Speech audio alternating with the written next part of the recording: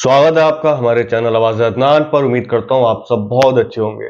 दिल्ली के अंदर चुनाव होने वाले हैं कुछ ही महीनों में, जिसमें चर्चा असदुद्दीन ओवैसी साहब की बेइंतहा की चल रही है। चर्चा यह है, क्या असदुद्दीन ओवैसी को दंगाई पसंद आ रहे हैं? क्या असदुद्दीन ओवैसी की राजनीति सिर्फ मुसलमानों पर निर्भर है? मुसलमान सुनने तो आते हैं, लेकिन जब वोट देने की बात आती है तो मुसलमान ओवैसी को वोट नहीं देते। तो अब ओवैसी ने नया एक टेक्निक यानी कि तरीका यानी कि एक नई स्ट्रेटेजी बनाई है कि जो दिल्ली में दंगाइयों के आरोप लगे जिन पर, उनको अब टिकट दे रहे हैं। आपने खबर तो देख ही ली होगी, कितनी चर्चा चल रही है कि ओवैसी की पसंद दंगाई ये वो। तो आज मैं आपको एक चीज बताने आया हूं कि किस किस को अभी किस किस की चर्चा चल रही है और कहां से टिकट देने की चर्चा हो रही है और कौन सी सीट पर कौन विधायक था, पहले कितने मार्जिन से जीते थे और क्या स्थिति है उस वक्त। लेकिन आप उससे पहले मैं आपको बता दूं कि एआईएमआईएम दिल्ली में अब चुनाव लड़ रही है। 2025 का चुनाव एआईएमआईएम दिल्ली में लड़ रही है और काफी मजबूती से लड़ती हुई नजर आ रही है। जैसे मुंबई में, महाराष्ट्र के अंदर चुनाव हुए थे, अभी चुनाव में 16 सीटों पर एआईएमआईएम ने अपने प्रत्याशी उतारे। प्रत्याशी उतारने के बाद चर्चा यह थी कि एआईएमआईएम इस बार किंग मेकर की भूमिका निभाएगी, बहुत बड़ा कमाल करेगी। अब उसी तरह दोबारा से दिल्ली में चर्चा है कि एआईएमआईएम 10 सीटों पर अपने उम्मीदवार उतारेगी। 10 सीट ऐसी जो मुस्लिम बहुमूल्य क्षेत्र हैं, उसमें से टोटल 10 सीटों में से 7 सीट तो ऐसी हैं जो बिल्कुल मुस्लिम बहुमूल्य क्षेत्र हैं। तो क्या अब असदुद्दीन ओवैसी दिल्ली में भी किंग मेकर बनने का सपना देख रहे हैं? बहुत सारे सवाल हैं, बहुत सारे जवाब भी हो सकते हैं, तो वीडियो में पूरा बने रहें आप लोग।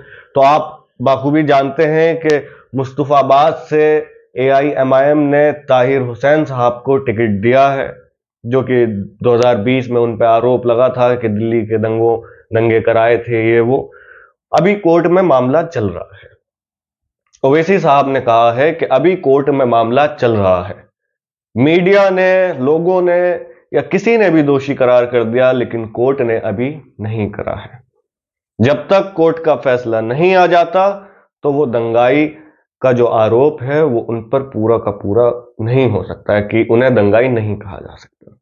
इसका फैसला कोर्ट करेगा और कोर्ट पर पूरा भरोसा है हम सबको कि कोर्ट, उच्च न्यायालय एक सही और अच्छा फैसला करेगा जो अच्छा होगा। लेकिन असदुद्दीन ओवैसी साहब ने जो जिनको टिकट दिए हैं, मतलब जिनकी एक को तो टिकट दे दिया, ताहिर हुसैन को, अब जो दो की चर्चा चल रही है वो कौन है? वो है शाहरुख पठान, एक जवान लड़का। आप देखते होंगे कि जिसने, न जाने, जो चर्चा चल रही है उसी की बता रहा हूं, कि 30 से 35 लोगों की जान बचाई थी और उनका मामला भी कोर्ट में चल रहा है। वो भी शायद जेल में रहकर चुनाव लड़े। और अब कल एक चर्चा आई है कि असदुद्दीन ओवैसी साहब शफाउर रहमान खान साहब को टिकट दे सकते हैं।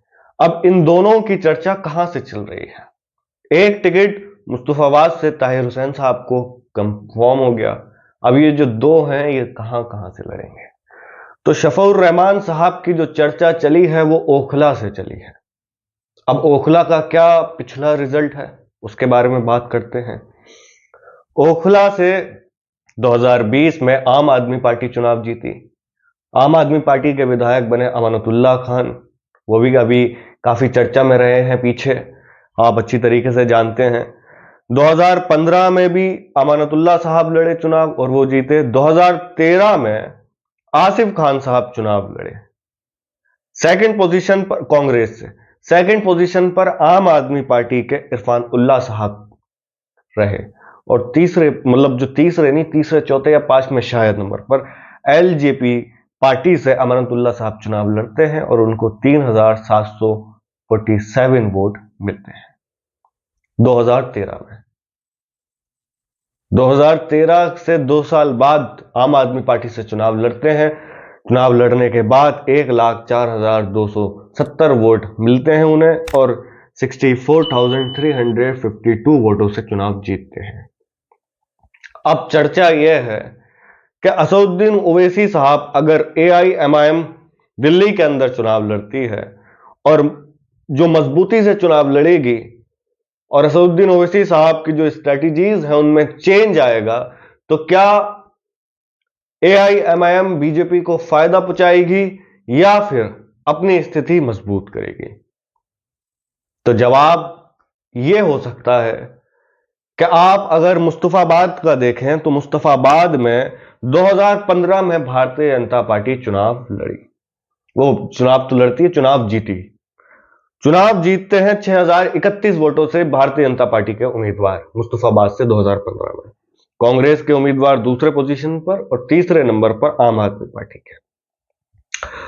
अब जब AIMIM चुनाव लड़ रही है तो लोग कह रहे हैं कि AIMIM वोट काट रही है, लेकिन उसी ओर इंडिया गठबंधन के साथी जिनका एक साथ गठबंधन है, यानी कि आम आदमी पार्टी और कांग्रेस पार्टी, जब चुनाव अलग अलग लड़ रही हैं और एक दूसरे पर इल्जाम भी लगा रही हैं, कांग्रेस पार्टी के नेताओं ने अरविंद केजरीवाल साहब को क्या क्या कहा है वो बाखूबी जानते हैं। अगर नहीं जानते तो मुझे बताएं, मैं अगली वीडियो उन पर बना देता हूं कि कांग्रेस पार्टी ने क्या क्या कहा है। और अभी जस्ट अभी के आज का ही मैं बता रहा हूं, आज का नहीं कल का, सॉरी कल का 3 तारीख, नहीं आज का ही मैं बता रहा हूं। आज मैंने एक इंटरव्यू में देख रहा था जिसमें शीला दीक्षित जो दिल्ली की पूर्व CM थी, उनके शायद बेटे थे या कोई रिलेटिव था, वो बता रहे थे अरविंद केजरीवाल साहब पर जो इल्जाम है कि अरविंद केजरीवाल साहब ने कहा कि मैं VVIP ट्रीटमेंट नहीं लूंगा, गाड़ियां नहीं लूंगा, बंगला नहीं लूंगा, और आज वो उसी में रह रहे हैं। और अब कह रहे हैं ये तो CM की फैसिलिटीज होती हैं, CM को रहना पड़ता है। लेकिन आपने 2013 में कुछ और कहा था और 2000 आते आते 2020-2025 में कुछ और कहा।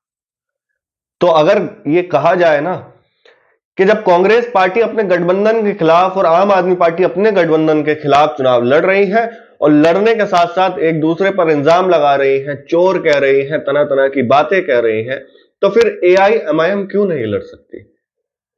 असदुद्दीन ओवैसी, इम्तियाज जलील ने यह कहा है कि लीडरशिप को हम मजबूत करेंगे, मुस्लिम लीडरशिप को जो खत्म कर दिया गया है, मुस्लिम लीडरशिप को जो साइडलाइन कर दिया गया है, हम उसके लिए काम कर रहे हैं और उस चीज को खड़ा करेंगे। अब बात है कि शाहरुख पठान को कहां से टिकट देगी अगर दिया तो। अभी ये जो 2 नाम है, शफीउर रहमान साहब और शाहरुख पठान, AIMIM ने कंफर्म नहीं करे हैं, लेकिन शाहरुख पठान साहब के परिवार से दिल्ली के AIMIM के अध्यक्ष शुएब जमाई साहब मिले हैं। तो इससे अटकलें और अंदाजा लगाया है कुछ मीडिया वालों ने, मसालों ने, कि भाई AIMIM जो है दंगाइयों को टिकट दे रही है, क्योंकि मीडिया तो कहती है कि दंगाई ये वो, लेकिन अभी कोर्ट से जो है वो जो इल्जाम लगे हैं वो कंफर्म नहीं हुए हैं, सिद्ध नहीं हुए हैं कि वो दंगाई हैं या कुछ भी। लेकिन खैर, शाहरुख पठान साहब की चर्चा चल रही है सीलमपुर से।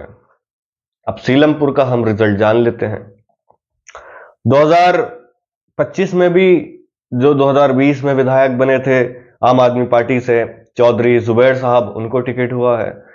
कांग्रेस से अब्दुल रहमान साहब को हुआ है, नहीं सॉरी 2025 में चौधरी जुबैर साहब को आम आदमी पार्टी से टिकट हुआ है, और कांग्रेस से जो 2020 में आम आदमी पार्टी से लड़े थे अब्दुल रहमान साहब, वो अब कांग्रेस से चुनाव लड़ रहे हैं। अब ये बदलाव आप देख रहे हैं, ये चेंज आप देख रहे हैं। लेकिन अगर AIMIM लड़ेगी तो वही भी टीम है, वही वोट कटवा है, वही हर एक चीज है। 2020 इल्जाम की बात करें तो इल्जाम तो आम आदमी पार्टी के नेताओं पर भी बहुत लगे हुए हैं। नेताओं की बात करें तो आम आदमी पार्टी के बड़े नेता जो सबसे बड़े हैं उन पर भी बहुत आरोप लगे हैं। लेकिन फैसला, कोर्ट का जो फैसला होता है वो फाइनल फैसला होता है और उसको स्वीकार करना होता है, और कोर्ट जो फैसला करेगा वो बिल्कुल ठीक फैसला करेगा। 2020 में आम आदमी पार्टी से अब्दुल रहमान साहब चुनाव लड़े, उनको 72,694 वोट मिला। भारतीय जनता पार्टी के उम्मीदवार लड़े, 35,619 वोट मिले। और कांग्रेस पार्टी से चौधरी मतीन साहब लड़े, उनको 20,207 वोट मिले। यानी कि अब्दुल रहमान साहब जो अब कांग्रेस पार्टी से चुनाव लड़ रहे हैं, पहले आम आदमी पार्टी से चुनाव लड़ रहे थे, उनको वो 2020 में 37,075 वोटों से चुनाव जीते थे। तो सीलमपुर सीट, ओखला और मुस्तफाबाद, ये 3 सीटें हैं जिन पर असदुद्दीन ओवैसी साहब की नजर है अभी। लेकिन 2 सीट जो ओखला और सीलमपुर की सीट है, ये अभी कोई फाइनल नहीं हुई है। फाइनल यानी कि अभी ऑफिशियली अनाउंस नहीं हुआ है। मुस्तफाबाद का तो अनाउंस हो गया। अब देखना यह है कि AIMIM दिल्ली के चुनावों की तैयारियां किस तरीके से करती है, कैसे करती है। और अब जो बिहार में चुनाव आने वाले हैं, वो जो महाराष्ट्र में गलती हुई थी, वो अब दिल्ली के अंदर, वो बिहार के अंदर AIMIM नहीं दोहराना चाहती। इसलिए बिहार में अभी से AIMIM ने मजबूती से तैयारियां शुरू कर दी हैं। और जैसे कि अख्तरुल इमान साहब ने कहा था कि 4 तोड़े हैं, 24 लेकर आएंगे, 50 लेकर आएंगे। तो क्या बिहार के अंदर और बिहार की जनता, जो बिहार के मुसलमान हैं, दलित हैं, वो क्या ओवैसी साहब पर भरोसा कर पाएंगे? ओवैसी साहब जब बिहार से AIMIM के विधायक 5 विधायक चुनकर विधानसभा पहुंचे थे, तो ओवैसी साहब एक प्रिंसिपल और स्टूडेंट की भूमिका निभाई थी।